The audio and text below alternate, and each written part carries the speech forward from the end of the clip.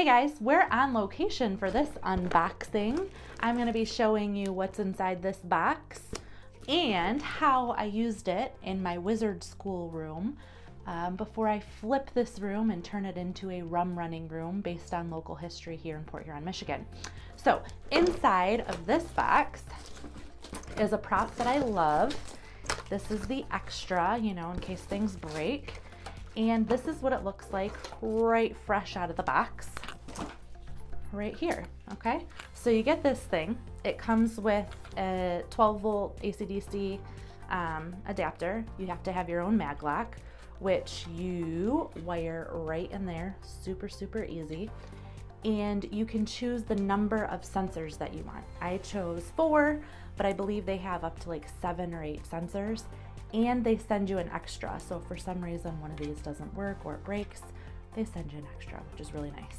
So anyway, these bad boys are mounted behind this picture, behind glass, so that when you touch the different parts of the portrait, it will, and in the right order, it will trigger a mag lock. So dead simple, super easy prop to set up and customize in a lot of different ways. In my wizard school, I used it with a portrait of a wizard, and they had to touch these little eyeballs based on, in a certain order, based on a puzzle that they figure out. In the new room, it's going to be a map, and they will have to touch certain places on the map in a particular order in order for the box to open. But I'm going to show you how super, super simple it is. So really, you plug in the power, you wire in your mag lock, okay? I'm gonna set this down and I'm gonna plug in the existing prop so that you can see exactly how easy it is. So plug, you hear it turn on, you close your mag lock, okay?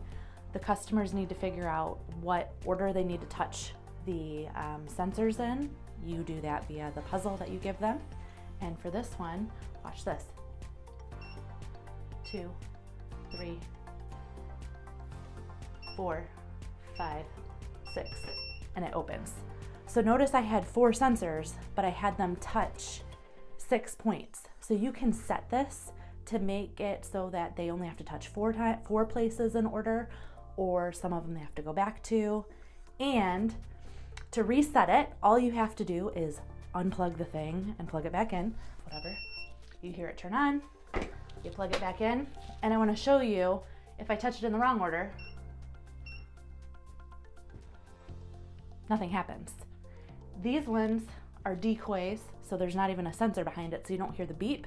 So you can make this puzzle more complex or more easy based on what you actually have on the portrait. But I think it's a really unique and cool way to integrate technology simply into an escape room. People don't see this one coming. They look at it and they're like, oh, it's a portrait. There's going to be something in the portrait information in the portrait that I need to gather. They don't necessarily see that it's going to be something that they have to touch because it looks like a real portrait, because it is. So I really like this. My favorite thing about it is that the sensors work behind glass. So, I mean, it's really cool. They don't see it coming. And yeah, you can choose however many of them you want. I love this prop. Probably going to use it in a few different ways over time. Really great value for the money. Easy to set up, easy to change, versatile for lots of different themed rooms. 10 out of 10, I would recommend this prop. I actually bought the other one as a backup, even though this one has been functioning perfectly fine, and I don't actually think I really need a backup, but you never know. And I'm probably going to use it again in a couple other rooms in different ways. And yeah, love this one. I will post the link in the comment section just like I always do. And I would love to hear your ideas on how you're going to use this prop in the future. Thanks for tuning in, everybody, and I'll shoot another one soon. Bye-bye.